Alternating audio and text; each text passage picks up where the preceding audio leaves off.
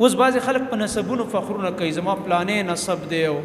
زمونږ فلانې قوم دی او په مونږ کې داسې داسې اوچت اوچت خلک تیر شوي په دې کار نه کېږي پیغمبر نه اوچت اډو څوک شته نه چې پیغمبر دی په نسل کې تیر شوی په پلار او په نیکه کې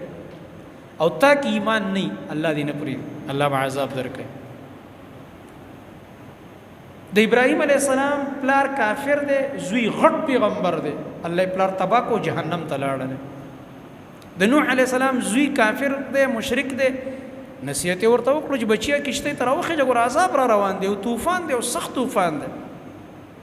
او د چې کوم دی دا بای سړي ته چې خبره کوي د ځان نه قلقلا خان جوړ کړي خپل هوښیارتوب پیش کړي لکه ستا د عقل ډېر غټ دی که د الله او د رسول خبره ډېره غټه ده زه درته د الله او د رسول خبره کوم ته ماته خپله فلسفه وې چې د الله او د رسول خبره راغه د ټولې دنیا فلسفې په ډیران کې وغورځوه او سیند ته وغورځوه بیا به خپلې فلسفې عقلونه نه رامخکې کړي دا د تباهۍ لاره ده د خپل عقل رامخکې کړو هوښیارتوب او ځواني او په پنډو کې او په مټو کې طاقت او چې خپې خو مې مضبوطې دي سآوي الی جبل یعصمني من الماء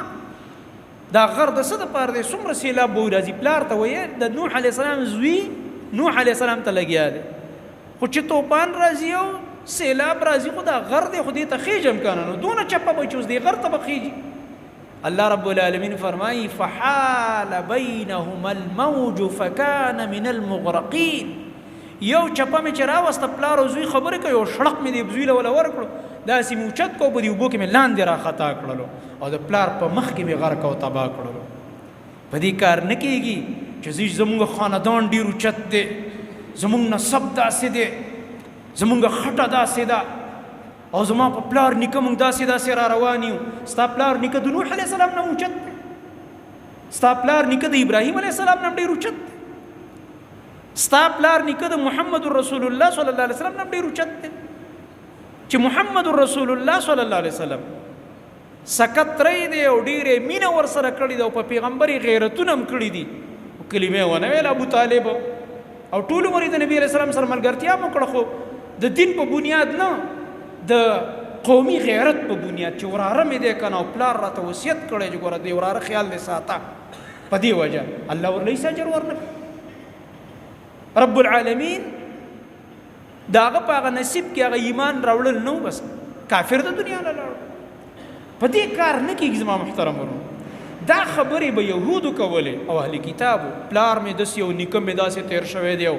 زما پلانې نسب دی او زه د پلاني قوم یم او په مونږ کې داسې داسې خلک تیر شوي دا خبرې یهودو او نصاراو کولې خاص کر یهودو به ډېرې کولې دې سورې بقره کې الله دا خبره ذکر کړې